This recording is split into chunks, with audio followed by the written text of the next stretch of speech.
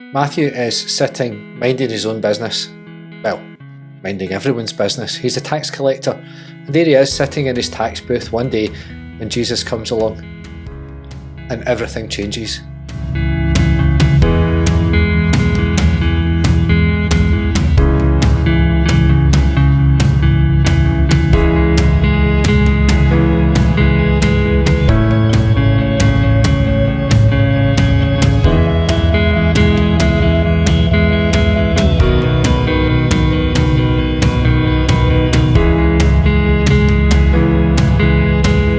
Hi, welcome to St Ninian's Church in Stonehouse. My name's Stuart and I get to be the minister here.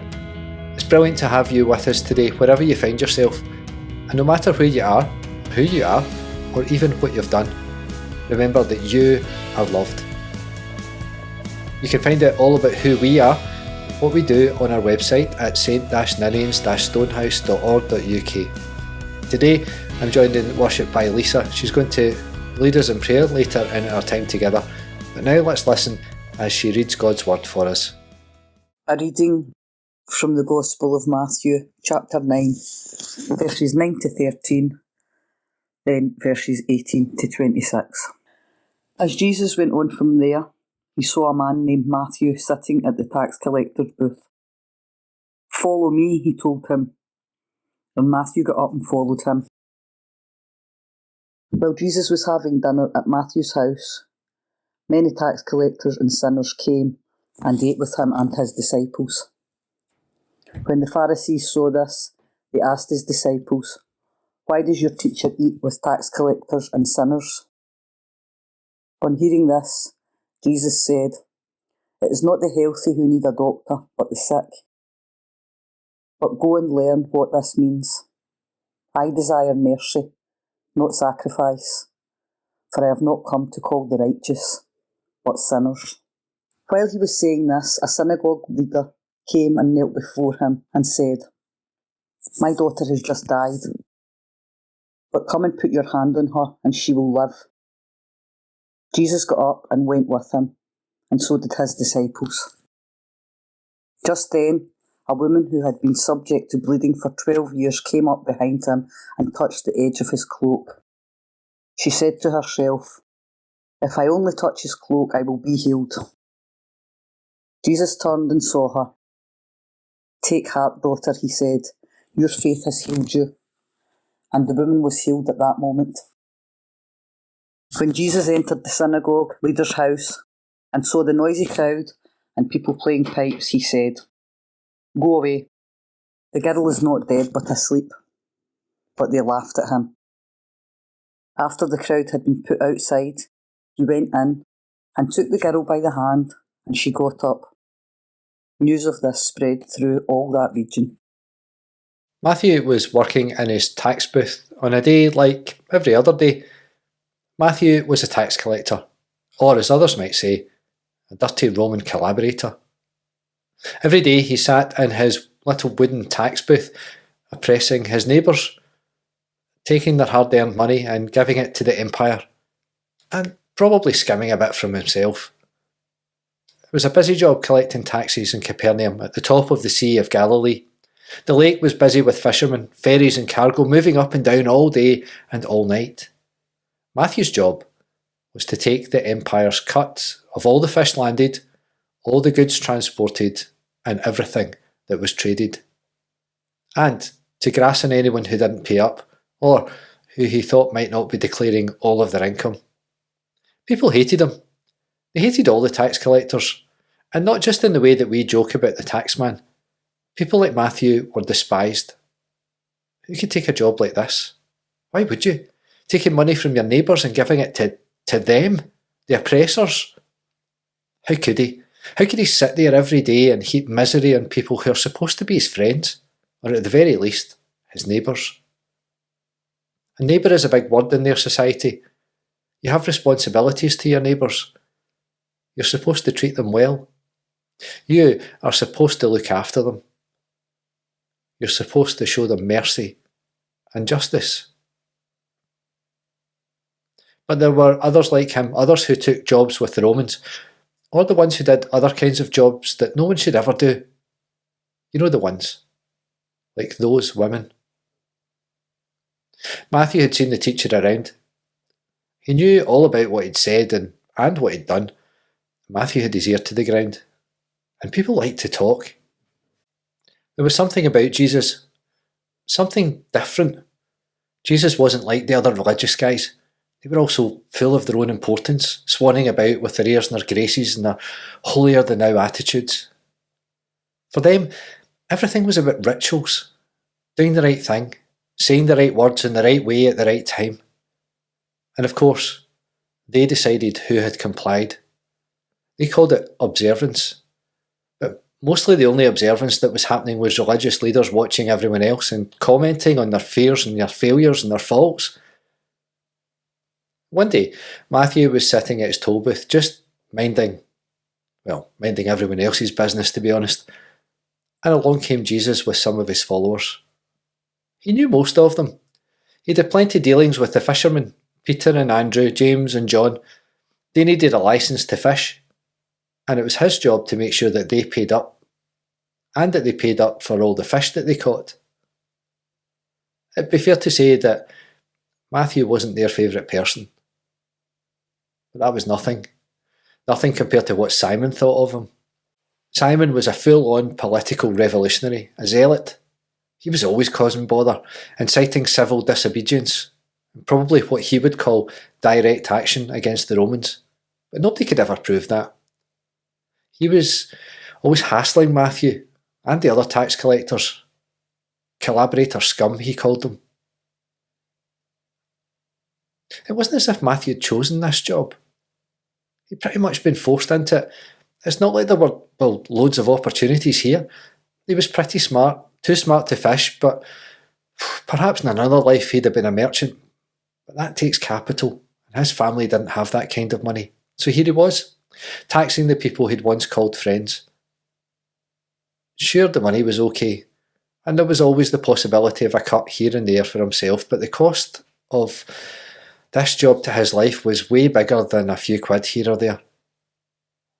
His only friends now were others like him, tax collectors. And some of those women, the ones that everybody makes a big show at being appalled by, but who always seem to have a steady stream of customers for their very particular services. As Matthew sat there in his booth, sweltering in the sun, Jesus came over. He'd never done that before. Jesus was odd, because he was a man with absolutely no discernible source of income, no job. This wasn't even his hometown, and he didn't have any family here. They were from Nazareth, apparently, so no surprise he got out of that dump. So because of that, Jesus didn't earn anything, and there was no tax to collect. So Matthew had never actually spoken to Jesus until now. Maybe he should look into that. Perhaps a tax audit was required. Jesus must get money from somewhere, everyone does. And if he does, he should be paying tax. It never ceased to amaze Matthew how often it was the famous people who thought the tax rules didn't apply to them, or to government officials, or their pals. As Matthew was planning out his investigation in his mind, bold as you like, Jesus walks up to his toll booth in front of everyone and says just 2 words. Follow me. Follow me. It was hard to decide if it was a question, a proposition, or a command. But Matthew did. Right there and then, he just got up and went. He followed Jesus. The people standing waiting to pay their taxes were astonished. Where was he going? He didn't even put up his back in 5 minutes sign. Matthew was oblivious to all of it, to all of the commotion and the hubbub. He didn't see the look of mild amusement on the fishermen's faces, or the complete consternation on Simon's. All Matthew saw was Jesus. Later on, he found that moment hard to describe, and even harder to understand. It was as if Jesus had looked right into his soul, as if he'd been seen in a way that nobody had ever seen him before. It was as if his heart was on fire, but with love, an absolutely overwhelming sense of love. And that was it. He knew there was no going back to taxing people again, but what happened next was surprising even to him. Matthew threw a party for Jesus. Jesus and his followers came to Matthew's house to celebrate his retirement. Let's call it that for now. And like any party in a small town, people notice. Matthew's having a party. Matthew's parties are legendary, always with all the wrong kind of people. You know the ones who are great at parties but not so much at going to church in the morning. Matthew's friends start to show up. And pretty soon there's a house full of his pals who are eating and drinking with Jesus and listening to Jesus and wondering what on earth Jesus is doing here with Matthew. Why is he talking to them? But Matthew's pals aren't the only one who's noticed the hilarity. The party spilled out into the courtyard and on into the street. The purity police are out in force. In a competition, probably to see who could tut the loudest. Look at him, eating and drinking with that scum. Who does he think he is? And suddenly there was a hush. You could feel the wave of shame washing across the crowd. All those years of being told that you're nothing. You don't matter. You don't belong. Eyes that had been full of joy for the first time in a long, long, long time were suddenly downcast, as all those old feelings welled up inside them. Of course, Jesus would agree with the religious bigwigs. He's one of them, isn't he? He's a holy man. He's always in the synagogue, always going to Jerusalem for the festivals. He's always talking about God. Of course he'll take their side. But the disciples just smiled at each other, a knowing smile, raising their eyebrows, declaring, "Oh, this could be fun." Matthew saw it, but he didn't really understand. What did they know that everyone else didn't? He was sure his guests were about to get roasted. That's the question at the heart of everything, though, isn't it? Who are you here for? It's the one question we're all afraid to be asked. The one question we struggle to answer. Jesus only ever asks his followers to keep 2 commandments. Love God and love your neighbour as you love yourself. And the second one eventually gets an upgrade because, like Matthew and his friends, we aren't always very good at loving ourselves. We all struggle to believe that we're good people, or that we matter, or that we have anything to say, or that anyone could love us. If we're to love others like we love ourselves, then, to be perfectly honest, that love isn't going to amount to very much because we all struggle with self-worth and self-image. So self-love, that's not going to be very high on our agenda. But here's a thought. Perhaps we do treat others like we treat ourselves, and maybe that's part of the problem. So Jesus gives us a better example to follow. Love one another. Love one another like I've loved you. Jesus sighed. I'm not here for the righteous. I'm not even here for the religious. What? What did he say? That can't be right, can it? I'm here for those who don't belong. The ones who are your neighbours but that you don't look after. I'm here for the ones you exclude. The ones who you think are worth less than you. The ones who have no place here, even though their place is right here. I'm here for these people. And with piercing clarity, Jesus asked them and us, who are you here for? I wonder what our answer is. Who are you here for? And I wonder if there's a wrong answer to that question. If the answer is, I'm here for myself, then that's okay. You're here because you want to be, because you need to be. You're here because you're thankful or painfully aware that you're a work in progress, or both at the same time. Just remember the others part. We live in community, and often other people are both the problem and the solution. If the answer is, I'm here for others, then that's okay too. It's good to want to help, to want to support other people. Perhaps you've been through what they've been through and you know what it's like. But remember, In helping other people, we can't neglect ourselves. You can't draw from an empty well.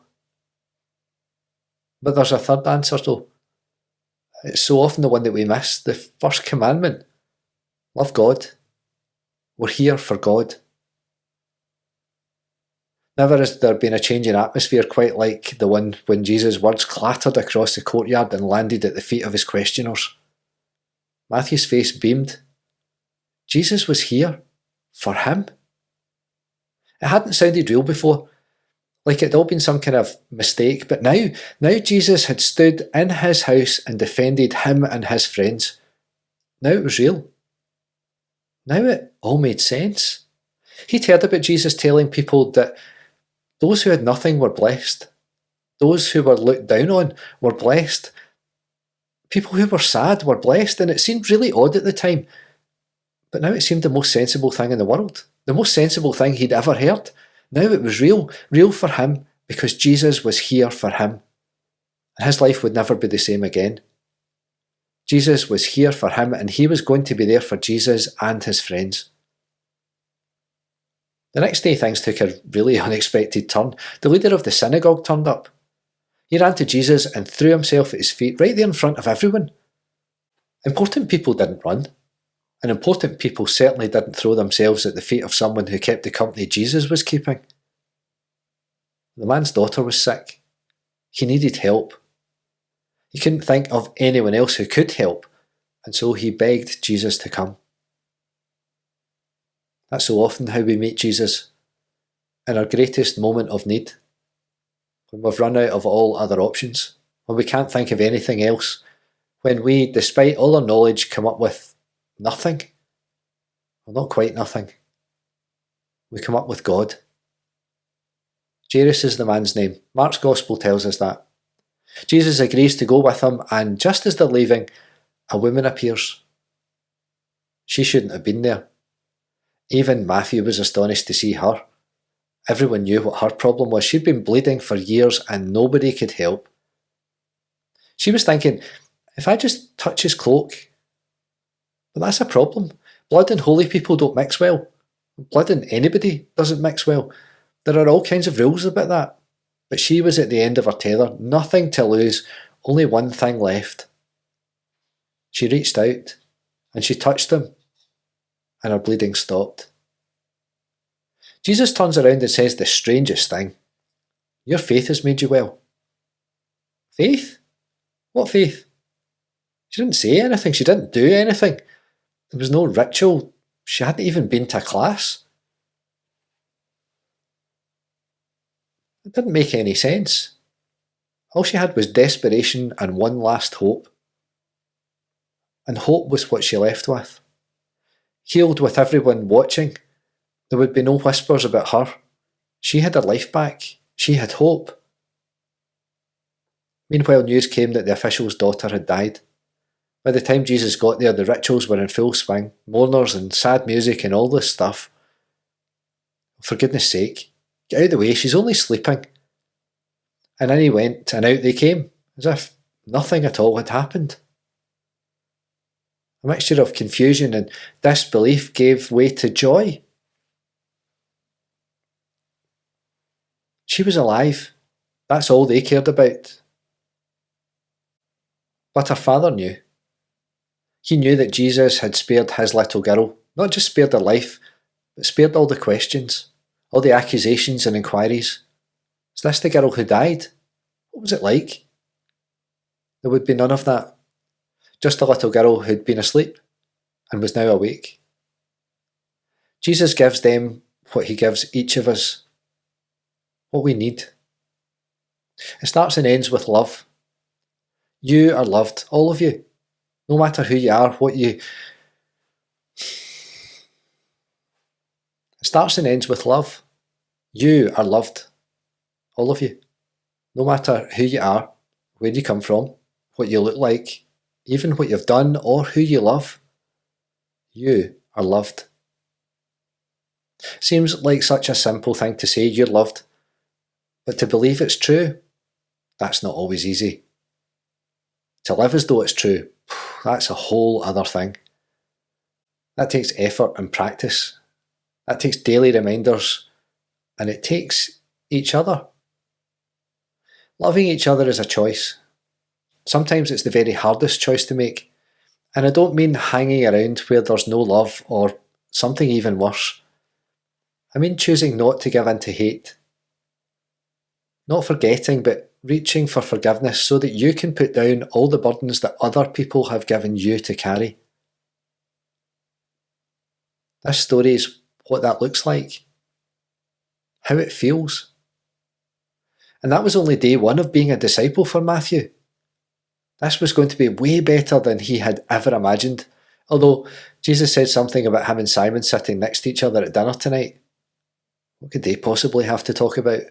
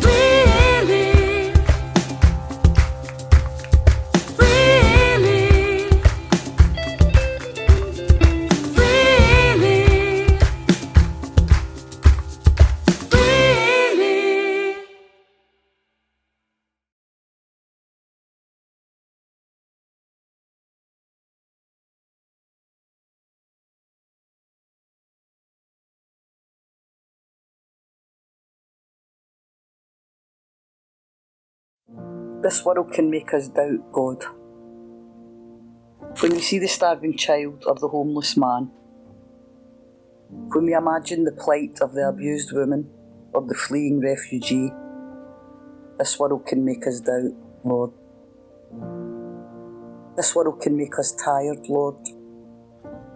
When news is 24/7 of plight, pain and poverty, when leaders say and do what we'd reprimand our children for, when the needs keep on coming and the challenges keep on challenging, this world can make us tired, Lord.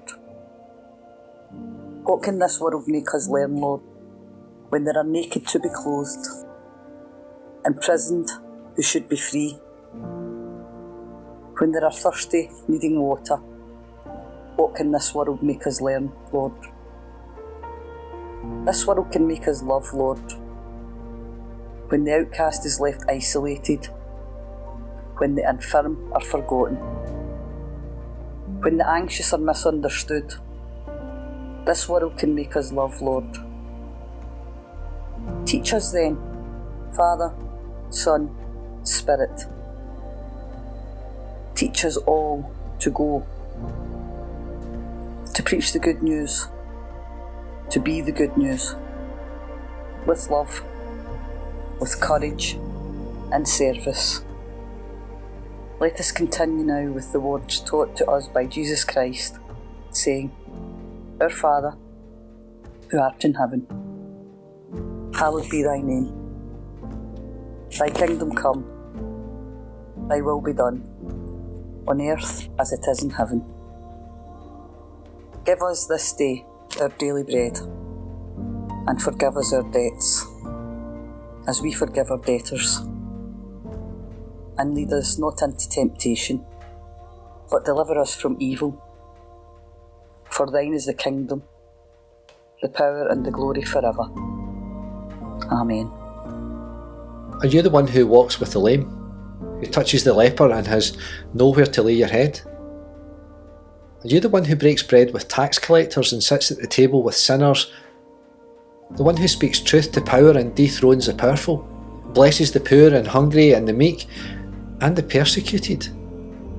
Are you the one who's living water, who loves the poor and mourns with mourners and weeps at death, who scandalises rule makers and turns the other cheek?